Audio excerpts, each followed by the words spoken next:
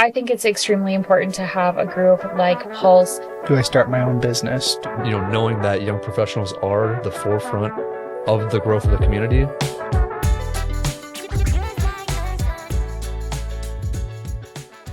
I'm Michaela Michalski here with our Pulse podcast. I'm from the Fox Cities Chamber. I am the Pulse director, and I'm here with Nick Maines. I'm the client experience and growth manager at Dreyer Wealth Management. We are an independent wealth management and financial services firm located in downtown Appleton. And I'm Kyle Hackbarth, owner of James Marketing Company. So we have a few questions that just want to talk about in general that kind of relates to stuff that both of you guys do. And kind of getting the word out there that having these different groups like Pulse is really important for the community, because those young professionals, whether it's a young professional being young in your business growth, or it's being young, literally young, is important to be able to build that future. So either one of you, if you want to answer this, what does it look like from a community perspective? How does it impact the community to have things like Pulse, and how have you seen that be able to change? I guess I'll go first. So I think it's extremely important to have a group like Pulse be in the community and be easily accessible to young professionals who are either in their in their career paths or for starting in their career paths. One of the things that I have noticed since being a part of the Pulse group is that there is a lot of different things in the community that are really for young professionals, and I love to see that. It gives them a platform, a place, a community, and I think that all of those are extremely important to have in any stage of your career. But Pulse is actually a free group, and so it's not something that you have to pay to join. Yes, it is affiliated with the Fox Cities Chamber, but you don't have to pay to have a membership. You really get to make that membership, while free, kind of its own. So if you want to come to the professional development side of things and attend a little bit more leadership style learning experience, or if you want to attend those more social experiences where, we're going in axe throwing or Pulse at the park, or if you're like, oh no, my real passion is volunteerism. We have a lot of those different capabilities that really feeds all facets of kind of what I believe that those young professionals are looking for. And I don't know, Nick, maybe you can speak a little bit to this, but I've noticed that it really, like, the Pulse group has really come to feel like more of a community and more of like a group that wants to help build each other and support each other and, kind of help feed that next step as we have those emerging talent in the Fox Cities. Yeah, I definitely agree. And one of the better parts of Pulse is the fact that you have your networking events through the Fox Cities Chamber, like business after hours and morning mingle. But when it comes to Pulse, we're really all just trying to help each other grow. You find individuals from, like you said, the starting point in their professional career to the middle point, obviously, because Pulse, I think the age ends at around 40. But we're all looking to just help each other out. The morning events are great, the coffee and conversations, but then also the fun events like the Timber Rattlers game. And then I think coming up in December, there's a wreath making event too. So, a little bit of business, but also just, connecting with young professionals in general in the community and helping each other. A lot of the individuals that I see at the Pulse events, I do see at networking events as well. But there's also individuals that I've never seen before that work at these one-off companies or maybe are self-employed who, are working remote and just want to connect with young individuals. So I feel like it's a really great place for us all to connect. So tell me a little bit more. What does it look like for young professionals to be able to help the community grow, whether that's financially or just building a better community in general? What have you seen from people to be able to grow those different things in the community? I see a lot of teamwork, a lot of encouragement, and a lot of just honest, willing to help each other. Young professionals are who the big professionals will be someday. We're the start of the growth of the community, and to establish those connections early on can really help a community grow, throughout the decade. So I feel like that's something that I've seen that's been pretty impactful so far. I'll piggyback off what Nick has said. I just in the time that I've really got to work with the young professionals, I've noticed that a lot of them have a really unique viewpoint and bring a lot to the table that maybe not other people would have kind of thought of. And to Nick's point, this is the emerging talent. This is what the future of the Fox Cities will be. And so what are we doing as companies and individuals to pour back into those young professionals to really help build the businesses for the future? And so I've just really seen in this particular group a really widespread of like extremely talented individuals. Coming up on October 23rd, we actually have our Future 15 where we are nominating, or there was 15 young professionals that were nominated. We are giving them their awards on the 23rd, just for just their entrepreneurship, their support in the community, their, volunteering and their giving back, but also, that drive and that initiative that they have kind of pushing forward, into the workplaces. And just really, I don't know, Nick, to kind of like, again, piggyback on what you were saying, I think a lot of them are just so passionate and so excited. And you really see that coming through a lot of the stuff that they get involved with and things that they do. So let's go a little bit off script, kind of relating a little bit more towards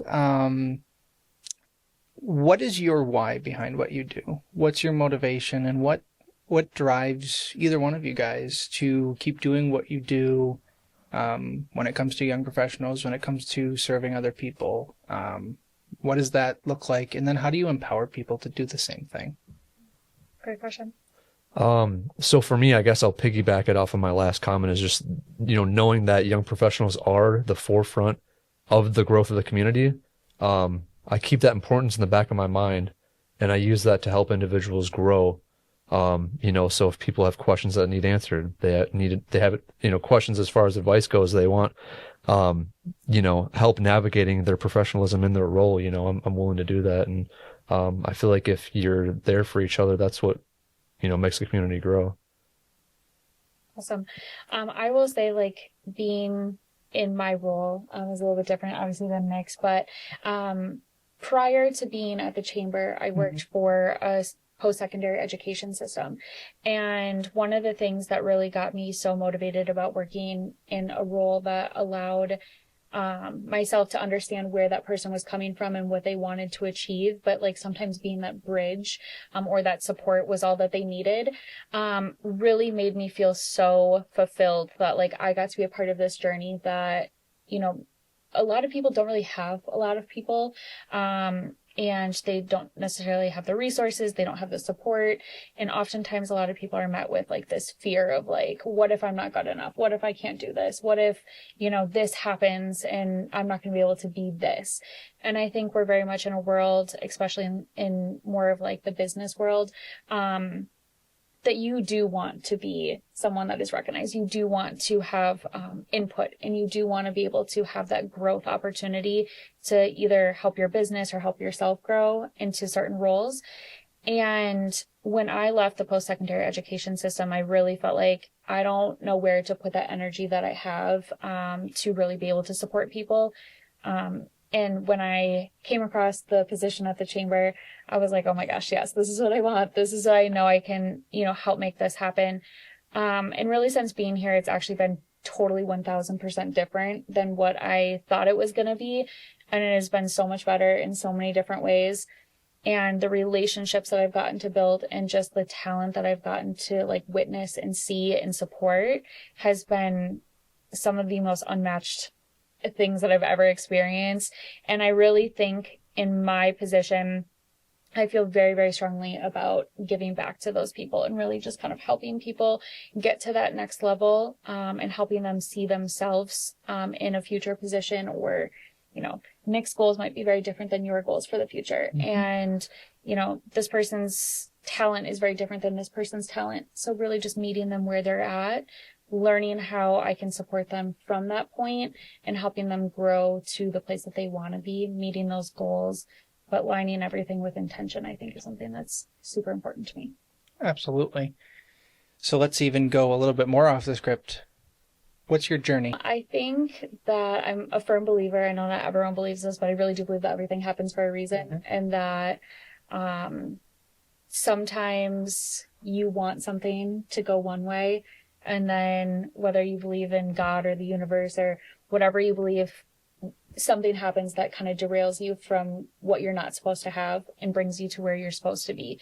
And my journey to the chamber and to Pulse has really been one of those. I was applying for different jobs in the school district. I was wanting to work with education again because that's what I knew. That's what I was comfortable with. This position, while it had like a foundation of things I was used to, is so out of my comfort zone. And it was something that I was like, there is no way that I'm going to be able to make that happen. There's no way I can do that. And I think that I've spent a lot of my life being around some really great people, and I have a lot of mentors and a lot of support, and I have a lot of people who are very what would you say, like just very motivating, I guess, in the sense of like, where you're at now is okay. It's okay to be here. It's okay to fumble. It's okay to fail. It's okay to grow. And I've always been like, nope, no, it's not. Like, you have to stick to the line. You have to do this. You have to do that. We don't fail. And I'm very hard on myself. So I think to me, when I always call it my redirection, when I was redirected from what I thought I wanted to this, at first I thought it was a failure because I was like, oh my gosh, I am not where I want to be. And then after being here, I was actually talking to my best friend, and she was saying like, no, Michaela, you just sound the most happy when you're here and when you're talking about this. And I had to like remove myself from, again, that thought pattern of like, I have to be here and then, but I'm here. And it's not that I was behind or it was wrong. It was just different. And so now that I'm here, I mean, I really just feel like I was meant to be here. I feel like this is what and how I am supposed to continue my career.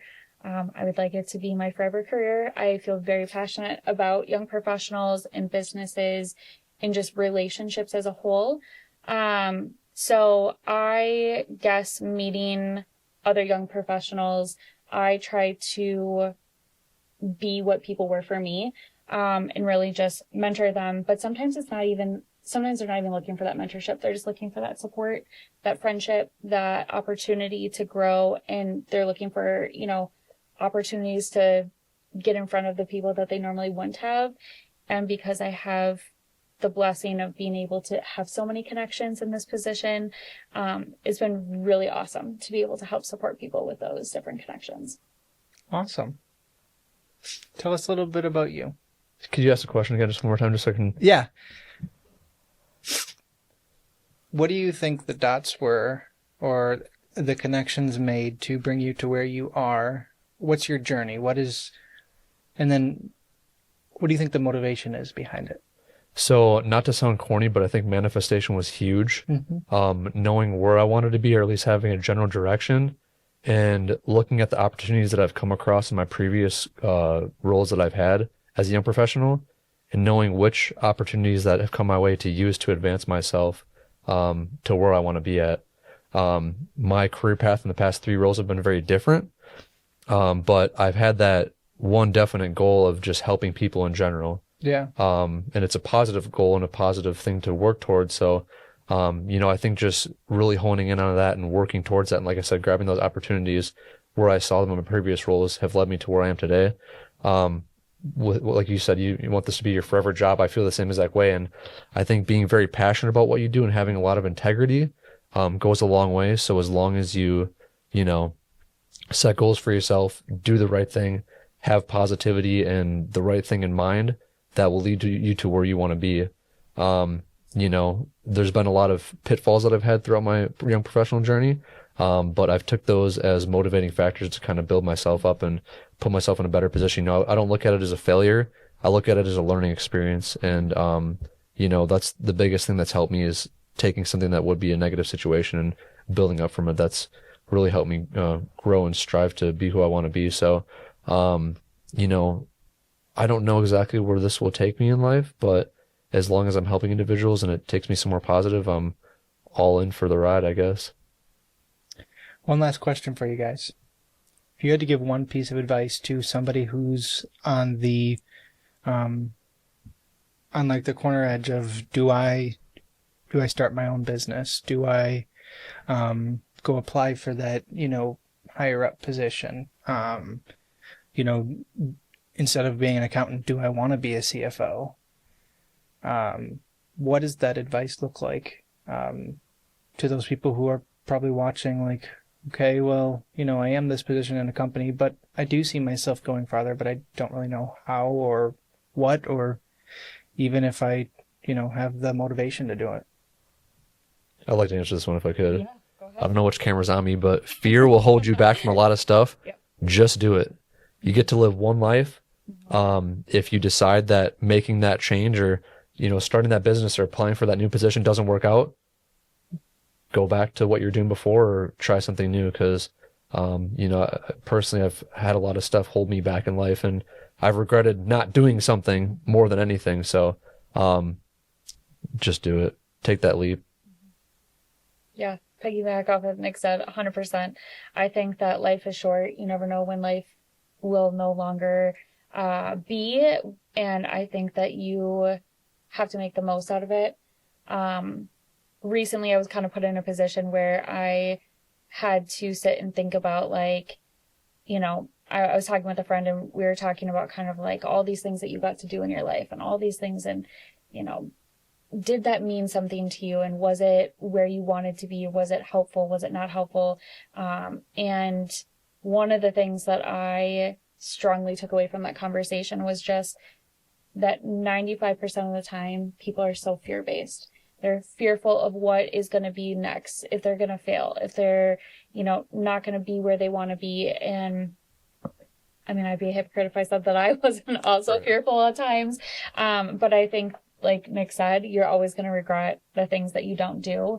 And I would hate for anyone to be in that position where they're like, you know what, I didn't do this and I so wish I would have.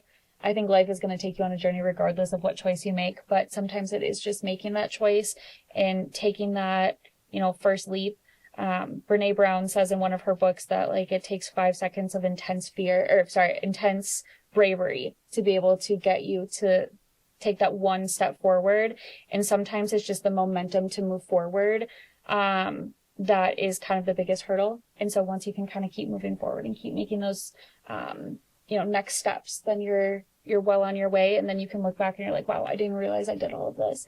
And so if it is, starting your own business, getting in, higher position, surround yourself with people who you want to be like, surround yourself with people that you feel inspired by, read the books, help yourself in getting in those connections, or, connect with someone that has some resources to ask for help. You don't have to do it on your own, but taking those steps forward are always super helpful. There's a really great group called Pulse that you can use for those resources. But Exactly. Awesome. Well, I appreciate you coming on. Thanks for having me. It's been an honor to have you here. Thanks everybody for watching today's episode. Hit the subscribe button down below. That would help us out a ton and be able to spread more business awareness and be able to motivate more people. So, like I said, hit that subscribe button and we'll see you guys in the next show.